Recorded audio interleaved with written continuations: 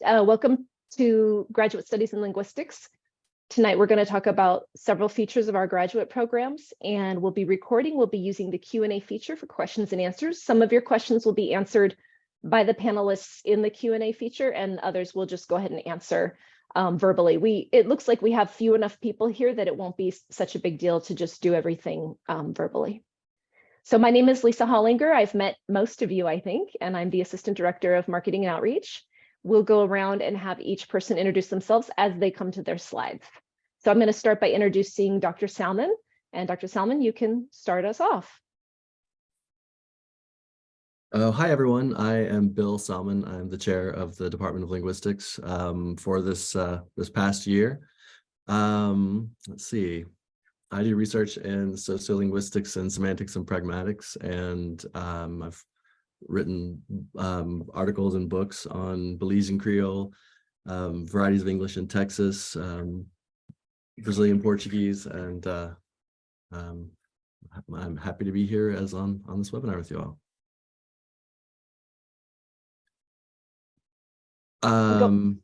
Sorry? I was going to say, go ahead.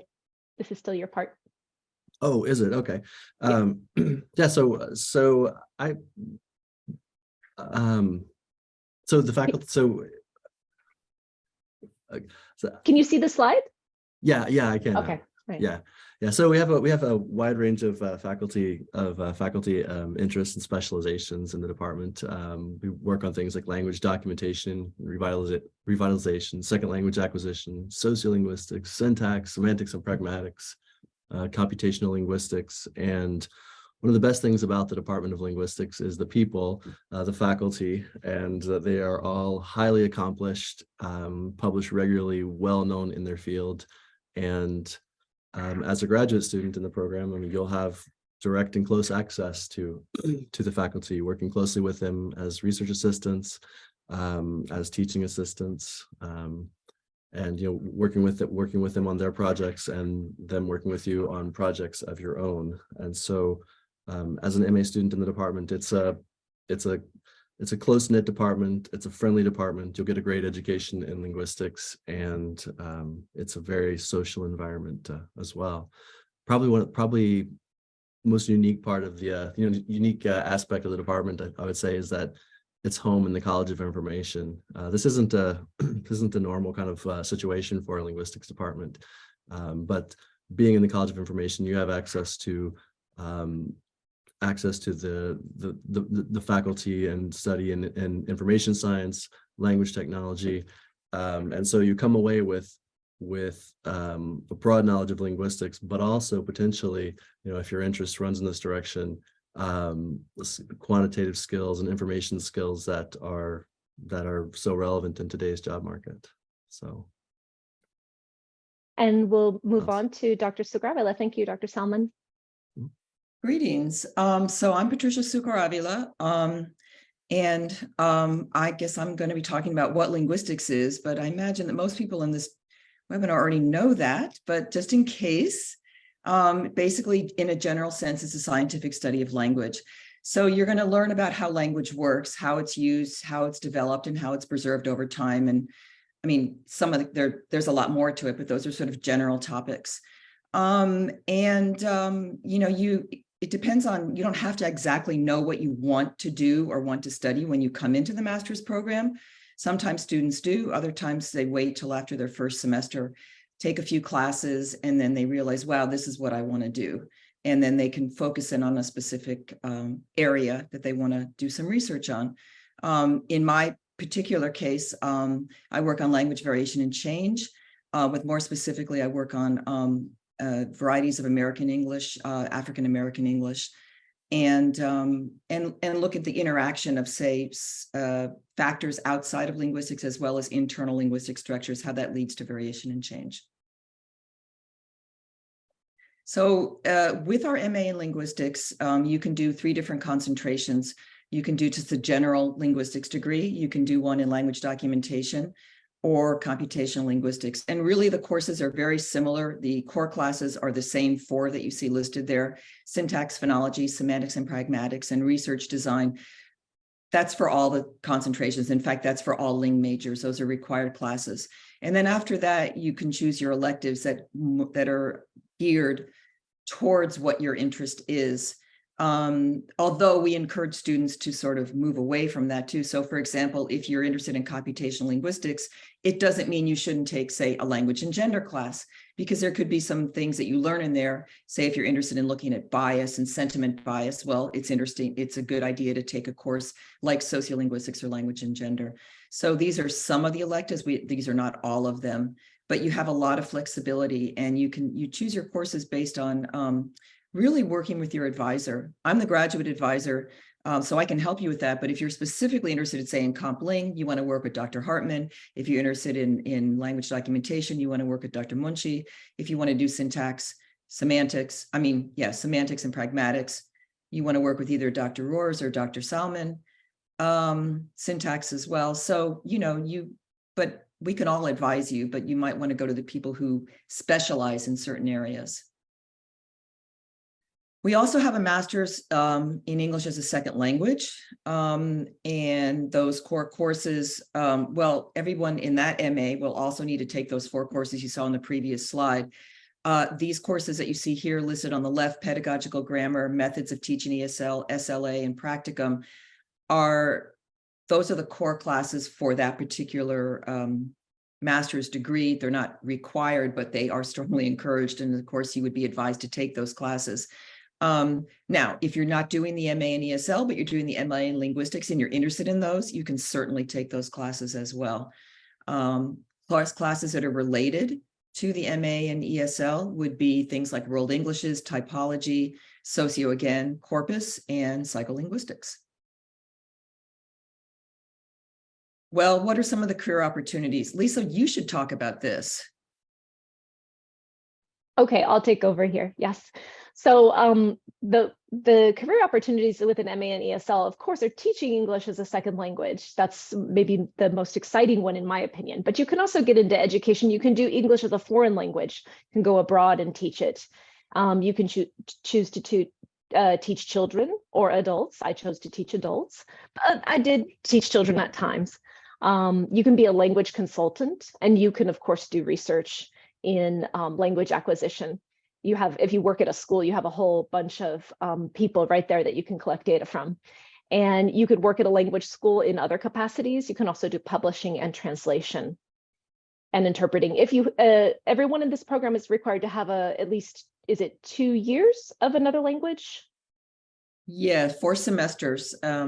Well, it's not required for the entrance, but in order to get the master's, you have to either have had 4 semesters, or if you haven't, then you have to take an exam that's administered through the World Languages Department and score a certain, like, let's say you're a native speaker of another language. Right.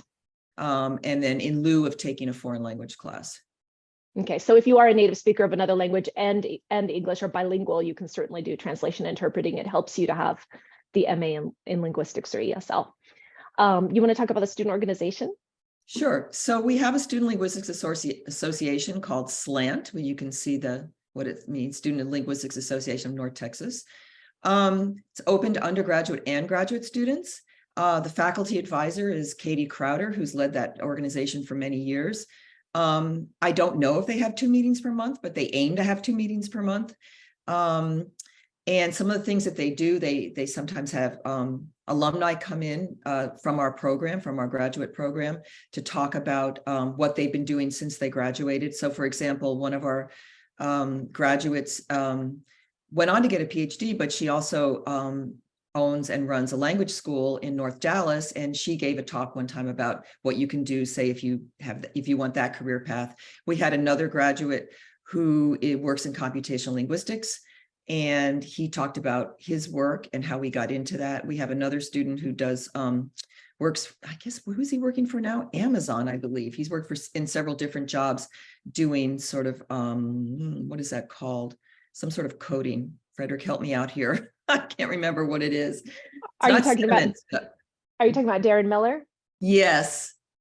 So I know that he's using phonology to program Alexa through Amazon at Amazon in order to make her understand. So it's I mean, Dr. Hartman could probably explain the technical part of it, but to help her understand us better and dialects better, and so that obviously she can understand us better. You know how sometimes she's like, I'm sorry, I don't understand that. Oh, yes. I trying to fix that. Yeah. Anyway, and actually he graduated from our program before we really had the Comp Ling area, and he got into that because he started working out after he graduated, and it just sort of led into that. So they sponsor alumni, other linguists often. They do tutoring and student support. They also just have general meetups where they can just hang out, you know, and talk about linguistics or talk about whatever.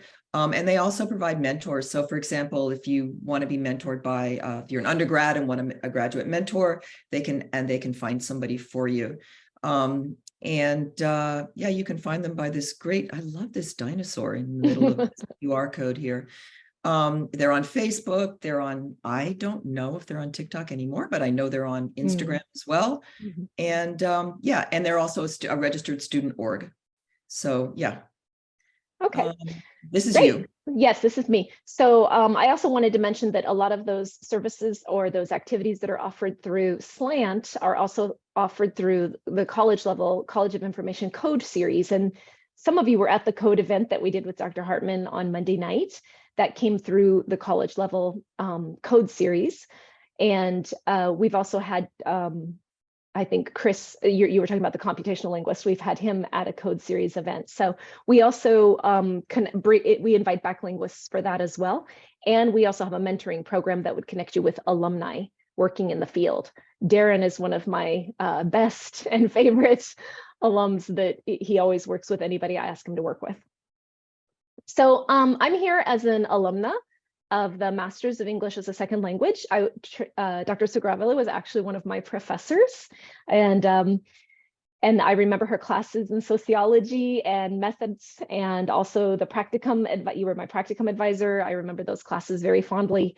And while I was in the program, I interned with IELI, which is the Intensive English Language Institute. It's right there on UNT campus.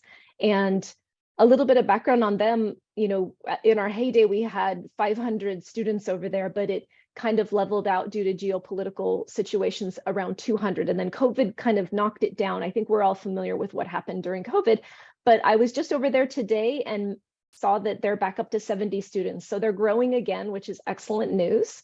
And as you can see here, not only did I learn about teaching pedagogy, but I also had to learn phonology, syntax, semantics, and things like that, the basic core linguistics curriculum. And then after I graduated from the program, I was immediately hired by IELI because I'd been interning there, so they knew me. Before that, I actually just had enough hours to have a certificate. I didn't have a real certificate, but I had enough hours in linguistics, or I should say ESL methodology and teaching, that I went to Osaka, Japan and taught English there for a year, which was a phenomenal experience. When I came back, I went back into the program and got my master's so that I could teach at IELI. They do require a master's degree at IELI, but lots of community colleges around here do not. They just require that you have some ESL teaching methodologies and experience under your belt. So the TESOL graduate academic certificate could get that for you. I conducted ESL teacher training in Gaziantep, Turkey twice. And I traveled for TESOL presentations all around the country. I published a workbook, an academic workbook. I created OER and under a UNT grant. And I also did some in-house curriculum development. And then when COVID hit, I decided to look around, and I ended up coming over back home to the linguistics department. So now I'm the assistant director for marketing and outreach, because when you have a degree in linguistics or English as a second language, you become an excellent communicator, and probably an over communicator, most people will say. And here's a picture of me at Zirve University in Turkey. And you can see I look a little younger there. And then Donna Obenda is the assistant director of the IELI still. I had lunch with her today, and she asks me to find people to come over and help in the classes all the time. She's got 4 of our students right now. And then here's a picture at the ILI. This was a student from China and a student from Brazil. They have a wide range of international students, and they're so much fun to teach. And we always have events over there too. I'm saying we, I should say they, but I still consider myself part of the UNT international community. And you want to take back over? Dr. Sugarman? Yeah, go ahead. So in addition to the master's, we also offer 2 graduate academic certificates. Well, you might say, what's a graduate academic certificate? The piece of paper looks just like a master's degree or like any degree, only it's not a degree, it's a certificate. And for the TESOL one, all you need is 12 hours. If you haven't had linguistics before, which I don't think that that applies to anybody in this webinar now.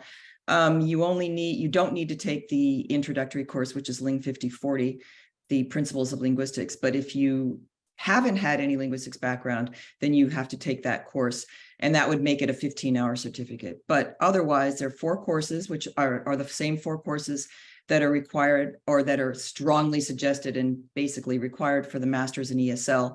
That would be the teaching methodology, the teaching methods, pedagogical grammar, the second language acquisition, and the practicum. And the greatest thing about this is that you can, if you enter as a certificate student, you can use those courses to count towards your master's degree. Normally, UNT doesn't allow you to count 2 courses in one course for 2 programs, but in certificate programs, those courses can count up to 12 hours, which is a limit on any other master's or doctoral program. If you are in the master's program and you want to get a concurrent certificate, you can apply for that as well. You don't need to take extra courses, so you just take those 4 courses. They count towards 12 hours towards your master's, 12 hours towards a certificate. So it's a pretty win-win. It's a great situation. If you ever considered wanting to do teaching of English, either as a second or foreign language, you might say, well, I don't want to do that. But you never know. I never thought I was going to teach English as a second language, but I took courses related to that. And sure enough, it put food on my table while I was in graduate school. So, you just never know. And we've had other graduate students here who've done the same thing, where one of our students who went on for a PhD at Penn State, he did this TESOL certificate, and he got funded not in linguistics, but to teach English as a second language. So he was able to get funding for his doctoral program that way. So you just never know. We also have a certificate in computational linguistics.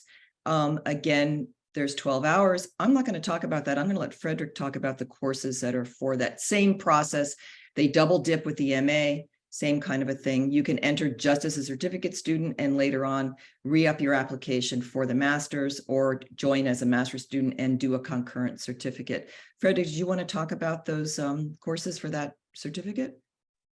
Yeah, I mean, they are quite similar to the ones that you would have in the masters. Essentially, what this GAC tries to address is as is there the growing need for language processing skills. So the idea of working with data, working with linguistic data in lots of companies out there is a growing need, where essentially the data are growing, and you need someone with computational skills to analyze them, to build models with them, and to be able to process them in order for the company to do something with them, whether that be with in machine learning, with language detection, language processing, or just in the sense of processing text data and then building models to analyze certain patterns so that the company can do something with it. Those would all be skills that you can pick up in this GAC. Great, thank you. And I'm hearing some common themes from Monday night to now. I don't know if you're hearing them too, Dr. Hartman, but I do have a question. Dr. Sugaravilla, maybe you can answer this. Can they start the TESOL graduate academic certificate in the summer? I know that they can't start the master's degrees till the fall.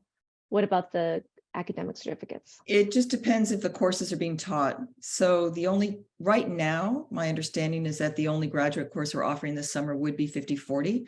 So which is the principles of linguistics, which would be okay, the so one that'd be the you have start. if you don't have linguistics. Yeah. In the past, years ago, we did offer other graduate courses during the summer. And oftentimes, in fact, one summer I taught the methods class. Did I teach methods? I can't remember. But we've also in the past had, practicum opportunities outside of the university too. And, we're working on some things. I didn't mention that this certificate is actually 100% online. Oh, it does say there. Well, it says UNT online, but so we did that a couple of years ago to allow students who didn't or couldn't come to the university for whatever reason, they could still do this certificate. So if you are here and taking face-to-face classes, just know that those 4 courses that are required for that GAC are 100% online courses. Okay, thank you. We do have an attendee here that is interested in the TESOL graduate academic certificate, and that's why I asked, I wasn't sure. And I believe that attendee might want to start with 50/40 principles of linguistics. So, okay, and what about computational linguistics? Same story, that it's not being offered this summer, it's starting in the fall? Okay. Correct.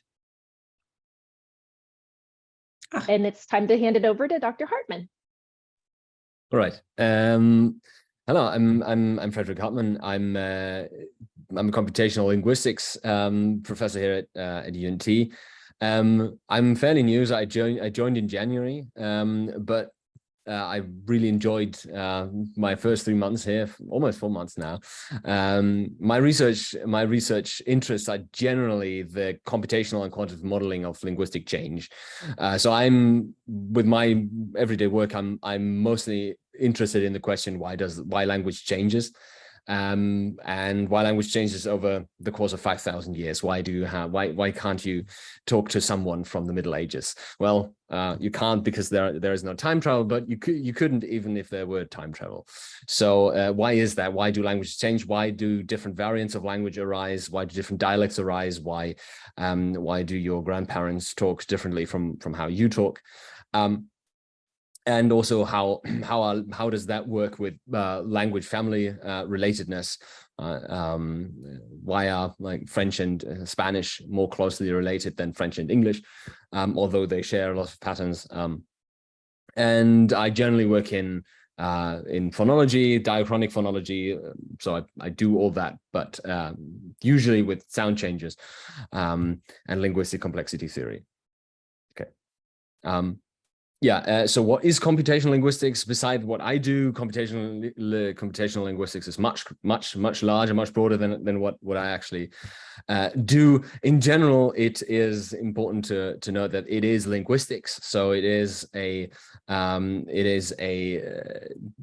computer science approach to linguistics, where we use computational modeling and AI, artificial intelligence, to find patterns in language and to be able to model what goes on in language, to study it or to use it for other purposes.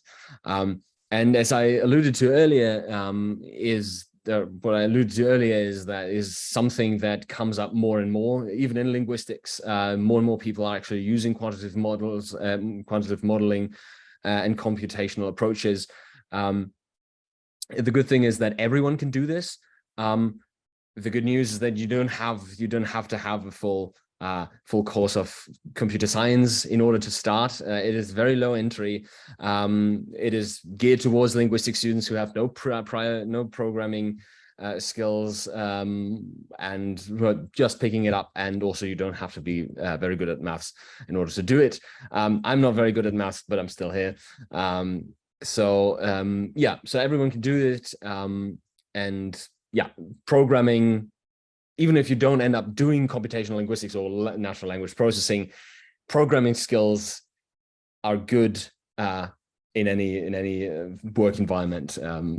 Because maybe in the future you might need them for something else. So if you pick them up now, it might be a good idea. And yeah, there is the interdisciplinary masters.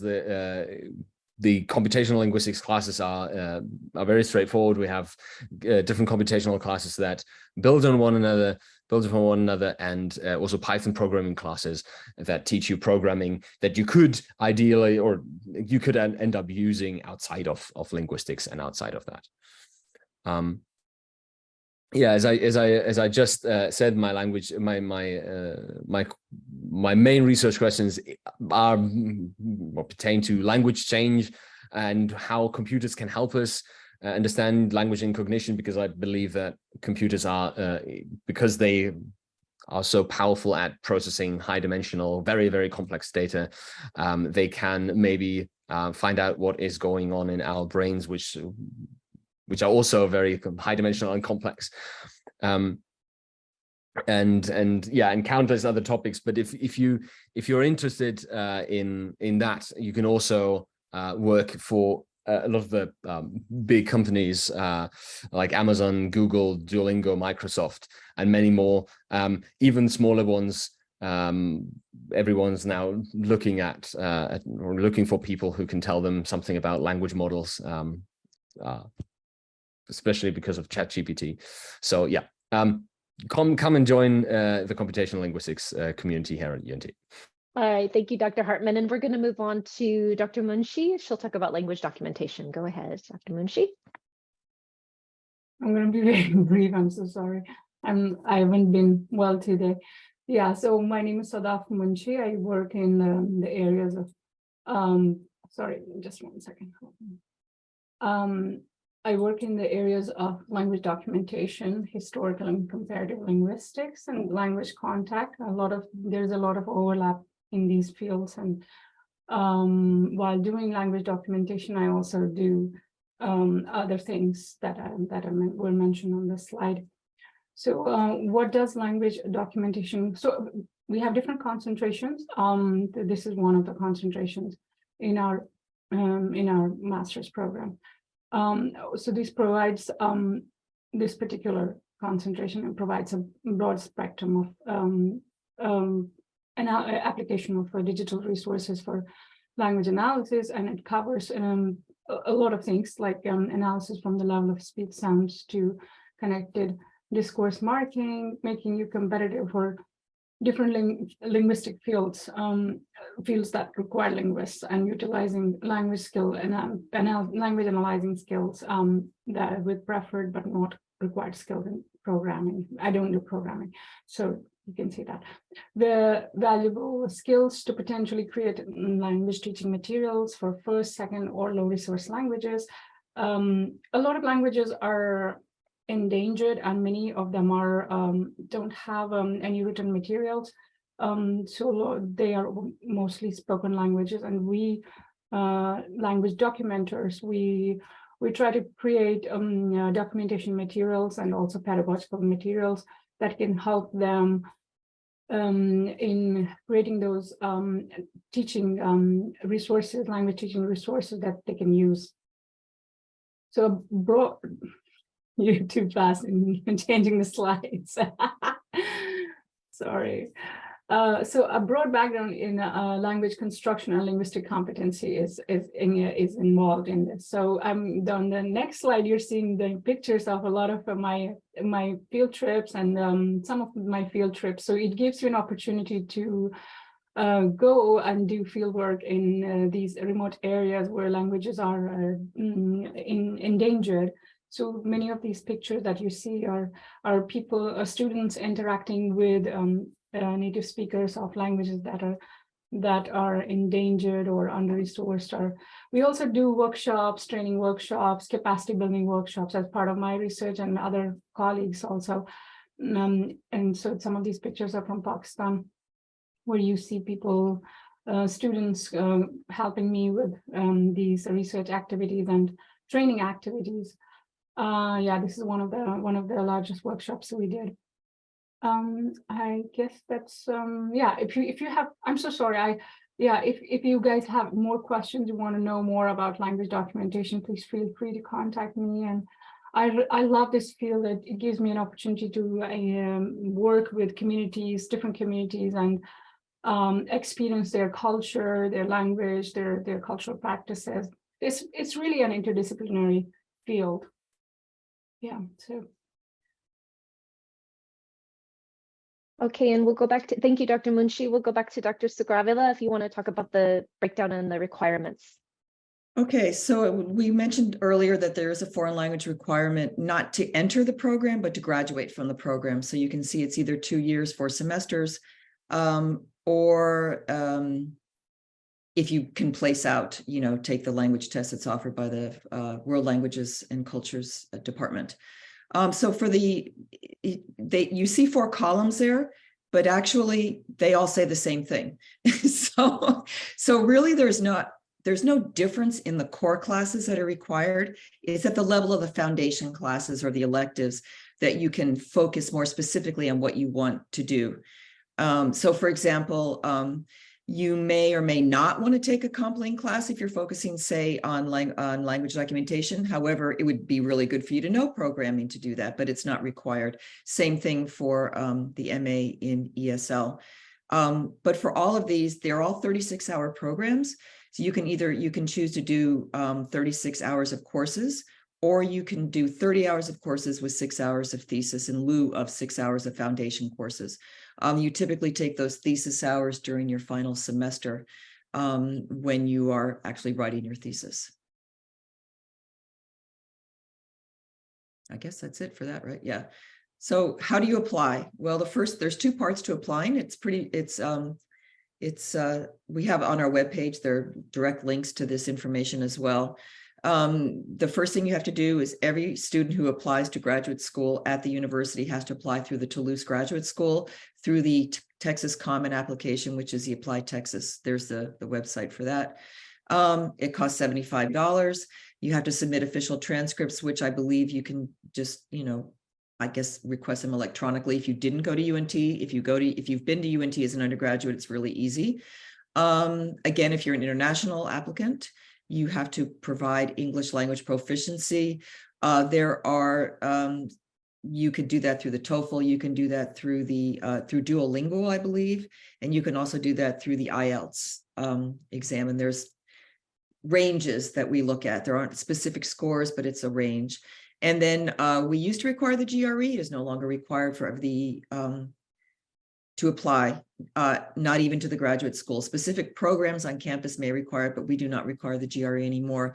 By the way, to apply for it, maybe there's a slide on this, but to apply for the GAC, you do not need exam scores either.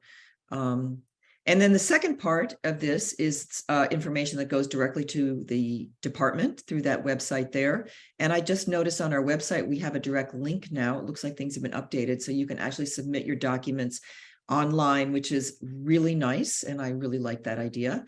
But we have supplementary materials, which include this 300 to 500 word personal statement, sample research paper. If you're not from linguistics background and you never studied linguistics, you don't have to suddenly produce a research paper in linguistics, but something we're just looking to see that you can do research and that you can write cohesively. And then 3 letters of recommendation, and then a current vita or resume. And those go, like I said, to the department, not to the graduate school. And can I ask Dr. Sugravila, for the graduate academic certificate, are these also required step 2? Is there anything that's not required? Yes, the research paper is not required for the application for the GAC. So the other 3 bullets are the personal statement, the letters of recommendation, and the resume. Now, let's say you enter as a GAC student and you go, oh, now I want to apply you don't really change your application, but you just sort of, you have to apply to the graduate school as a master's student, because remember, the GACs aren't degree seeking programs. So in order to do that, you can use the same statement if it makes sense. You can use those 3 letters of recommendation if they speak to that particular thing. If not, you could ask maybe your recommenders to update their letters. Obviously, if you have to update your resume, you can do that. And then you would need to send in that research paper. Okay, thank you. I think we'll just briefly talk about this. I don't know if you all know, but UNT does have a tuition calculator. So you can click on this link and you can put in all, everybody has different criteria, how many hours you're going to take, whether you're a resident or a non-resident, if you plan to do all online, for example, for the GAC, or if you plan to do face-to-face. So I recommend that you go there and really figure it out. It's very accurate. And then some frequently asked questions about the master's degrees is, how long do I have to finish the master's degree? Because some people work and go to school, and basically you can, some people finish in 2 years and some people take up to 5 years, but you do have to complete it within 5 years. I worked part-time for 20 hours a week while I did the master's degree in English as a second language, and I was able to finish in 2 years. And that was I think I took maybe in the summer 1 class each summer. And then if you want to learn more about the courses, the actual course descriptions, you can find that in the academic catalog. And if you go to this catalog, you'll be able to, if you put in LING, that's the code for all the classes, you can put in LING and you can search, you can find all the courses and their names and read a little description about what they do in there. And then you have the option to be full-time or part-time as a student. Part-time students generally take either 1 class or 2 classes, and full-time is 9 credit hours. And I don't think there are any international students in our seminar today, or webinar, but if there is, please let me know. I already mentioned the tuition fee. And then I also wanted to mention some other resources. Some of you are already UNT students, so you know these other resources that are available to you, but there is one non-UNT student here. So we do have a career center, and the career center has really upped their game lately with career coaches and lots of fairs to help you find jobs. We have a student money management center, a student health and wellness center, a counseling and testing center services, and a learning center. And inside the learning center, or as part of it, there's a writing center that will help you if you haven't been in school in a while and maybe you need some help with APA style for your papers. They'll help you with that. And we do have some deadlines to apply. June 15th is the deadline, the priority deadline for the Toulouse Grad School and also the linguistics department to apply for fall, but we of course encourage you to do it sooner. The sooner you do it, the more time we have to process. If you're an international student, that's April 1st, which is this Saturday. Like I said, I don't think we have any international students here right now. And there are step-by-step directions. If you go to, I think it's this link, yeah, for international students. Oh no, so for future students, you can find either domestic or international there. And down here, if you want to see the graduate school view book, it's pretty cool. There's a link there. And I am going to send you, after the webinar, I will send you this PowerPoint along with some other documents. So you can, you don't have to, if you want to find the links, you can find them easily. So thank you for listening. Here's some contact information. There's Dr. Sugar Avila's email.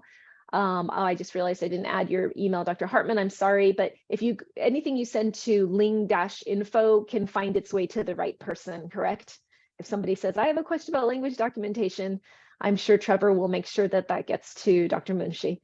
And our advising team also can advise you at ciadvising@unt.edu. So now we're finished with our presentation. Does anyone have any questions?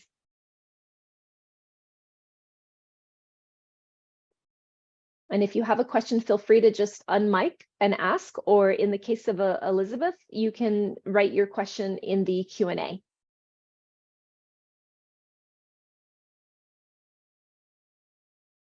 What is the deadline to apply for fall of this coming fall? So that would be the priority deadline of June 15th. So, where are we? We're at the end of March. So you've got a few months, right? April, May, June, 3 months, should have plenty of time to get that done.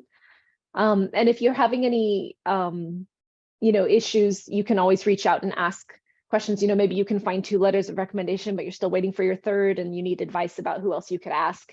You can always send an email to Dr. Sugravilla and ask her for advice, don't you think? Well, yeah. And also, we have been known to review applicants who apply after June 15th. But I would say try and apply by then.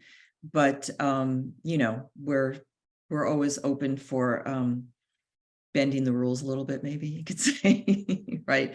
But Mainly because if you're interested in an assistantship, you definitely want to get your application in early because those are determined during the summer. So the summer is usually a lot of time when students, they graduate and they go, I don't know what I want to do. And then June ends and then July comes and I'm still not sure what I want to do. So, and then, you know, we start classes in August. So you have to pretty much hurry up, but you might miss a deadline for TA ships, but at least you could start your classes. So that's one way of looking at it. So, you know, and applying and getting accepted doesn't mean that you absolutely have to start. If suddenly something happens, you get this great full-time job and you don't want to start till January, you can defer your application for a semester as well. Thank you very much. And we do have a question from the participant in the webinar, and she wants to know, she's been out of school a long time, and she doesn't think her professors from her undergrad will remember her. She wondered what other types of letters of recommendation she could use. Well, we have been known to get letters, obviously, from employers. The main thing about these letters is to emphasize the ability of the student to do graduate level work. So that's why we like to have academic letters. But in any case, you know, try your best to do that. But if that's the case, then, you know, from people who know you really well, I mean, not necessarily your neighbor or your friend, but someone who has seen you in a capacity where you've had like a work situation, I would say. We can't expect everybody, like you said, because if you haven't been in school for a while, that makes sense. But if at all possible, you know, we really like to get the letters from academic referees. And it doesn't hurt to reach out to a former professor, even if it's been a while. You know, they might, I mean, you see that you made an A in the class and you know what the syllabus was at the time, and they may well remember more than you think. So it definitely doesn't hurt to reach out to them and ask. You know. Okay, thank you. Can you hear me? Because my okay, my headphones are being weird again. Okay, all right, great. So you answered her question. Do we have any other questions? I have a question. For the letters of recommendation, do they have to? I know you just kind of like answered it partly, like employers can do it. Do they have to be linguistic professors, or can they just be any professor?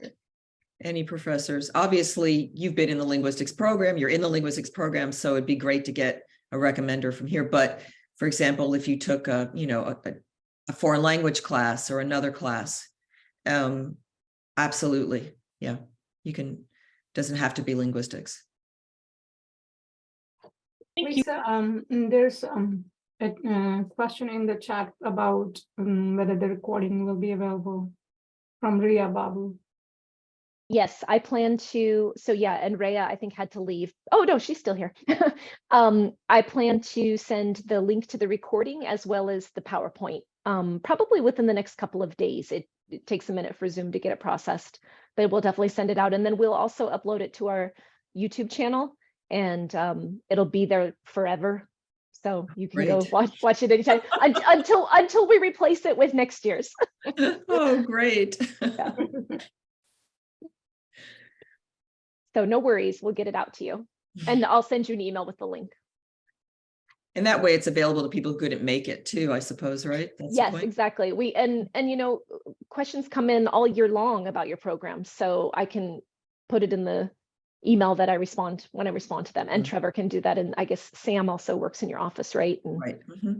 So then we have a link to send out to anybody. Right. All right. Thank you, Dr. Munshi, for pointing that out about the question in the chat. I hadn't seen it. Thank you. Any other questions before we wrap up?